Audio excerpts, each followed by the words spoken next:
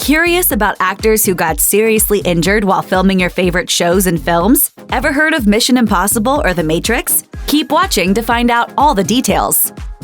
Daryl Dixon might be the biggest badass in the apocalypse, but according to what Norman Reedus told People's Choice, that's not really him at all. Asked just how well he'd fare in a real zombie apocalypse, he said, I'm kind of a wimp.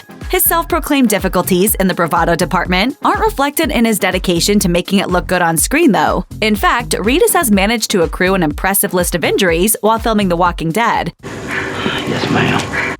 He's gotten a few black eyes, and some of them came from his trademark crossbow. He explained, I was running through a corridor with my crossbow, and I hit it on the doorframe, and it hit me in the face and gave me a black eye. Twice. That was in Season 5, the same season he sliced his arm open. He told The Wrap that his favorite scene was one where the survivors barricade a barn door to keep the walkers out. Unfortunately, it's the same scene where he sliced open his arm so badly that his co-star said they saw blood start pouring out of it. It was caught on camera, but didn't make it into the show. He's also gotten injured offset when he sliced his hand open on a vending machine. He said to Entertainment Weekly, "Why am I always getting hurt? I get hurt all the time. I feel like I should have football pads on at all times, even when I'm just walking around." Some shows seem to lend themselves to endangering their cast and crew more than others, and The Good Wife isn't likely to be on anyone's list of potentially deadly shows. But in 2012, Kristin Chenoweth suffered a host of injuries that forced her to leave the show and concentrate on her recovery and physical therapy. This was due to a piece of the overhead lighting rig falling on her in what people described as a freak accident. Her list of injuries is nothing short of terrifying, and when she was rushed to Bellevue Hospital in New York City, they found she had a 5-inch skull fracture. Over the next few years, she found that more and more medical issues with her ribs, hips, and neck started to develop. She said that immediately after the accident, she had difficulties putting sentences together, and that she has had continued troubles with multitasking. She was still feeling the effects from the incident in 2016, telling people, "I'm getting along so good, but for example, about 3 weeks ago, I found out I have 3 cracked teeth from the accident. It's an ongoing recovery, and it's not going to be fast." When she appeared at the Toast to Survivors luncheon for Breast Cancer Awareness Month, she said her mother had flown out to help her during her recovery. Chenoweth shared a conversation with her mother, explaining, "I said, why me? Why me? Why me? Why me?" And she said, "Why not you? You're human like everyone else. Things happen." When Jim Caviezel auditioned for The Passion of the Christ, he didn't know important details about the film, according to Fox News. He says that he had no doubt he was going to accept Mel Gibson's offer to play Jesus in the film. Even so, no one would blame him if he had turned it down, knowing the risk of injuries he might sustain during filming. The role required being on the receiving end of some understandably brutal beatings and torture scenes. Along the way, Caviezel came down with a lung infection and pneumonia, developed a skin infection and headaches from the makeup, fought off hypothermia, and dislocated his shoulder. However, all of those injuries were just a warm-up for what happened while they were filming the Sermon on the Mount. Caviezel explained the terrifying ordeal. "We were preparing to shoot the Sermon on the Mount, and 3 seconds before, I was hit by lightning. I knew it was going to happen. People started screaming, and they said I had fire on both sides of my head and a light around me. It was a sickening feeling." The BBC reported that the lightning strike not only hit Caviezel, it also jumped to assistant director Jan Michelini. It was the second time Michelini had been struck by lightning during filming, and neither resulted in serious injury. Wow. There's absolutely no one that could play Wolverine like Hugh Jackman, and not many people would be willing to take the damage he has either.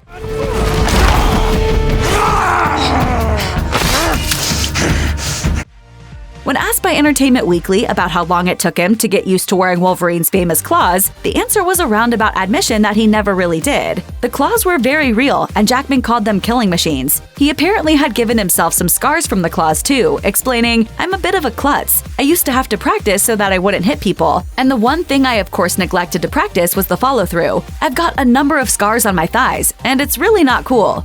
Not just a danger to himself, he also stabbed Mystique's stunt double and was a bit taken aback when she was thrilled about her badge of honor. Sorry.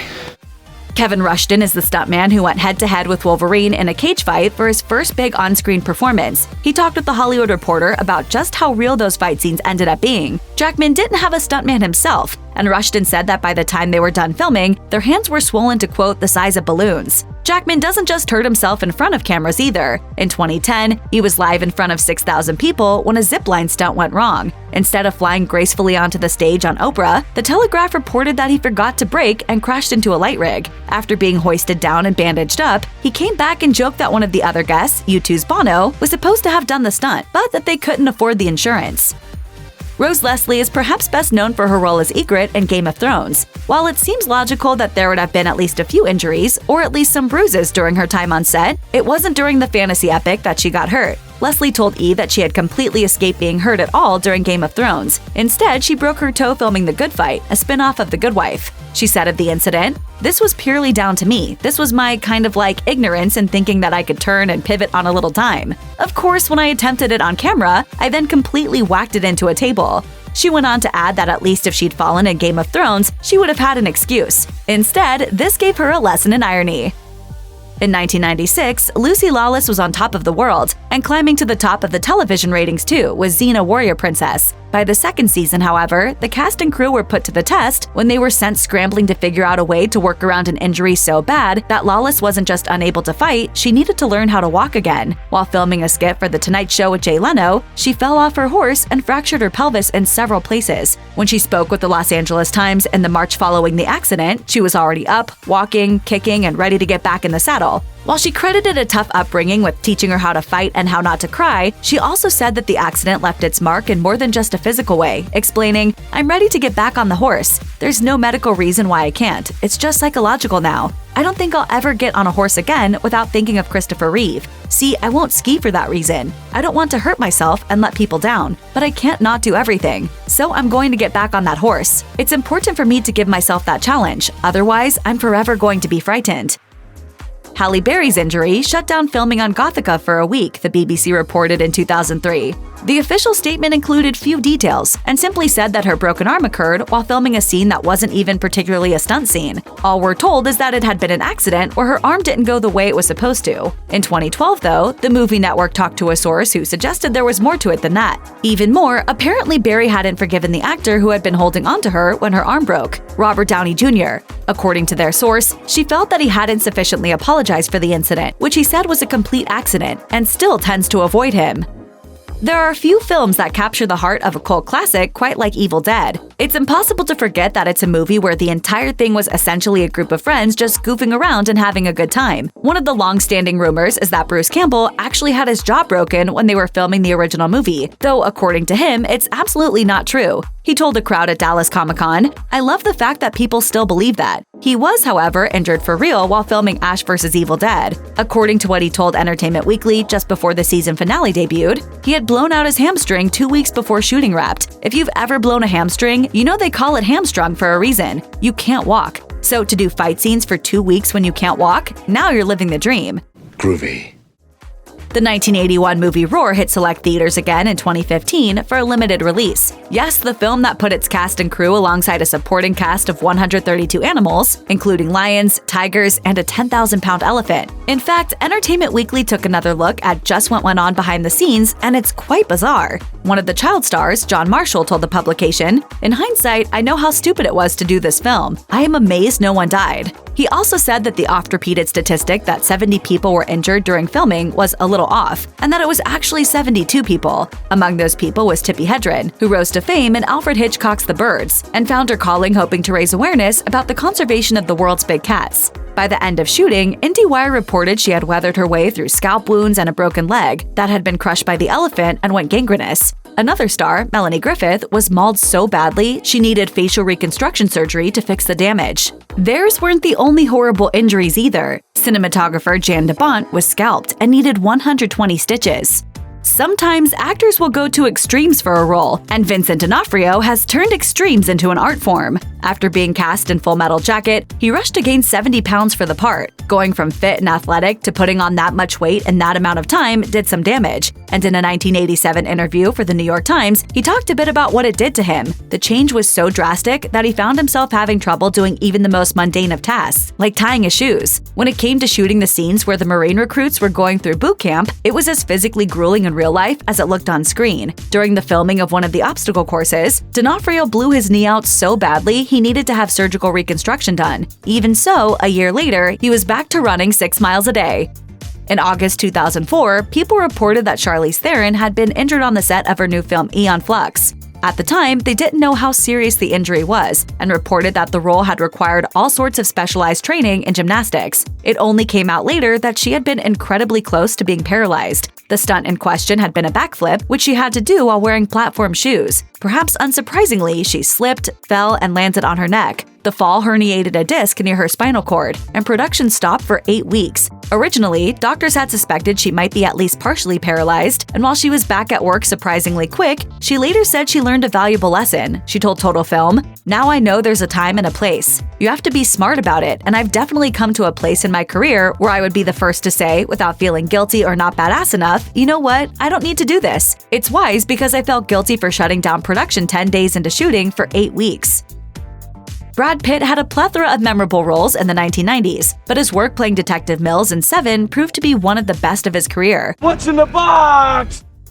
He's known for giving his all during a performance, though that professionalism caused him some serious pain and injury while filming Seven. During a chase scene, Pitt was running when he skidded on a car hood and his hand broke through the windshield. When the glass shattered, a shard severed a tendon in his hand. The actor had to be rushed to the hospital, where the doc stitched him up. While the injury wasn't minor, it didn't keep Pitt from working, though some changes to the script had to be made. Because he injured his tendon, he had to wear a cast to keep his hand immobile, something that couldn't be easily covered by makeup or some costume trickery. It would have been impractical to hold off filming Pitt's scenes for too long, so the writers were forced to incorporate the injury into the story. That's why Detective Mills' arm is in a cast throughout much of the movie. Because films are rarely shot in order, Pitt had to hide his arm as much as possible while filming parts that came earlier in the story. He did this remarkably well, because it's impossible to tell he's wearing a cast in any of those scenes.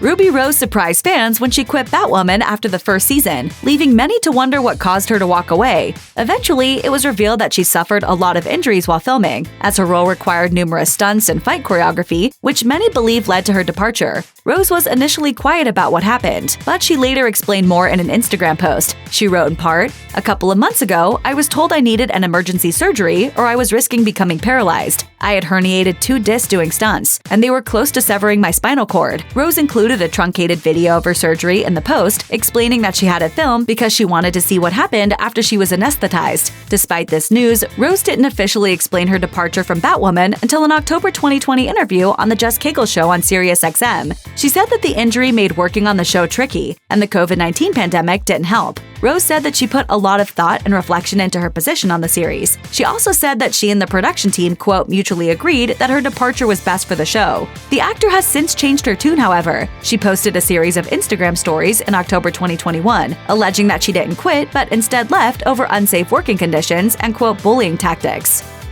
Jennifer Lawrence has been injured on movie sets throughout her career, each with different levels of severity. Most recently, a glass explosion resulted in some shrapnel hitting her right eyelid on the set of Don't Look Up. Fortunately, since the glass missed her eye, she returned to work soon after the accident, though filming was halted for the rest of the night. While an eye laceration may seem scary, that wasn't as bad as what happened to her on the Hunger Games Catching Fire set. There, she suffered significant hearing loss.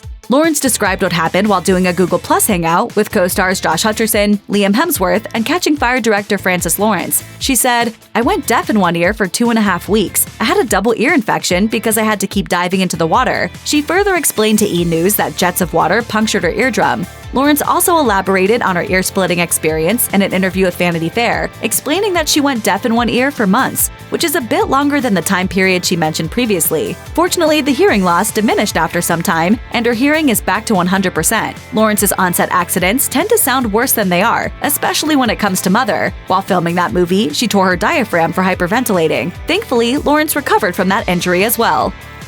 While filming Halloween Kills, Kyle Richards broke her nose. She told ET, "I was working with the stunt coordinator to do a fight scene with Michael Myers. Something flew back and hit me in the face, and I knew immediately that something was wrong." Richards told Us Weekly that she didn't know her nose was broken when it happened. She knew she had injured herself, but she didn't tell anyone. As she explained, "I didn't want the stunt double to step in and have them be like, 'Oh, Kyle, let the stunt double handle this.' She took some Advil and got back to work. It wasn't until she returned to Los Angeles that the severity of her injury became clear. Her makeup artist noticed something immediately, telling Richards that she had, quote, a bone poking out. Richards thought the lack of blood meant the injury wasn't that bad, but she went to the doctor anyway, who set her nose right. That wasn't the only on-set mishap Richards has had either. She was also hurt while filming The Real Housewives of Beverly Hills, when she walked into a beehive. It's important to note that Richards is extremely allergic to bees. She explained on her Instagram stories that her family wasn't home and none of her employees heard her, although that was just the beginning of her problems. Her landline wouldn't dial 911 and her EpiPen was defective.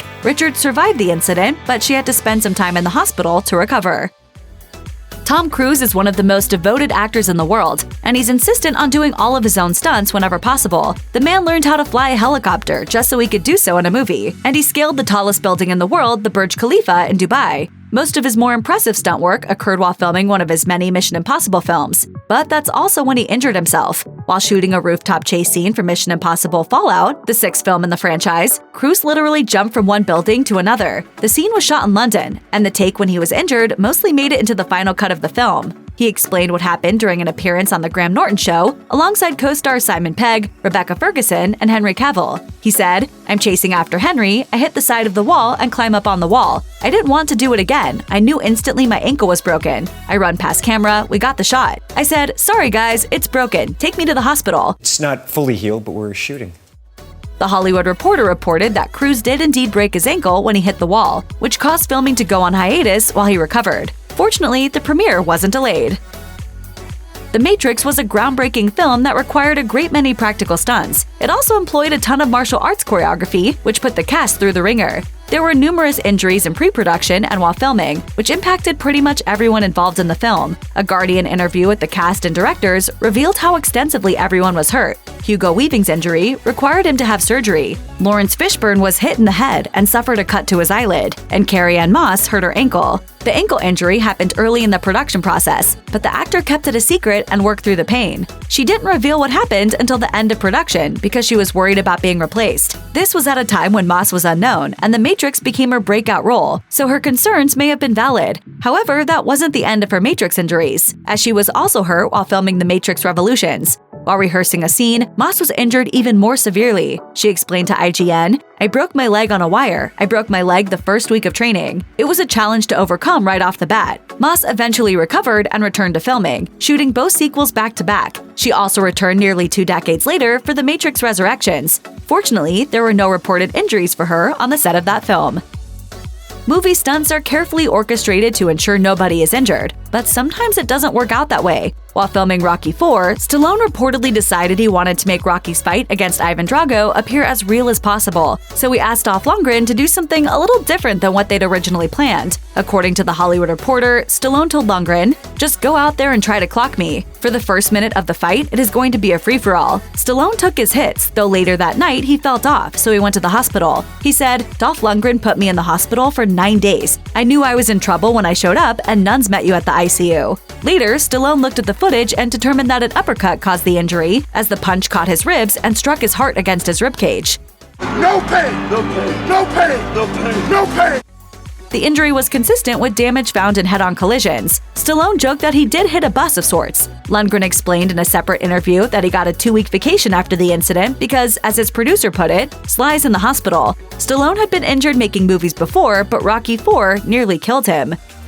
Jennifer Garner shot to superstardom when she landed the lead role on Alias. From there, she continued working in stunt-heavy roles, including playing Elektra Natchios on Daredevil and her own spin-off, Elektra. Since Garner is no stranger to dangerous stunt work, she, like many others in her profession, has been injured while filming. In January 2005, Entertainment Weekly reported that Garner suffered nerve damage to her back as a result of filming a stunt for an episode of Alias. This injury kept her from fulfilling all of her promotional obligations for Elektra and made her unable to host an episode of Saturday Night Live, which would have helped promote the film. The extent of Garner's nerve damage has never been revealed, and it isn't clear if she's still facing complications from it. Though Garner's onset injury sidelined her for a bit, she got back to filming Alias soon after, potentially pointing to a full recovery. Garner's injuries aren't always related to things happening while filming either. In 2018, she injured her foot while wearing high heels. Although that doesn't have anything to do with filming, her treatment for the pain so that she could go to the gym was inventive. She posted a video on Instagram where she dunked her feet in a bucket of ice for 30 seconds, making them numb.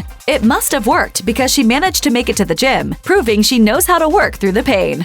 Check out one of our newest videos right here. Plus, even more Nicki Swift videos about your favorite actors are coming soon. Subscribe to our YouTube channel and hit the bell so you don't miss a single one.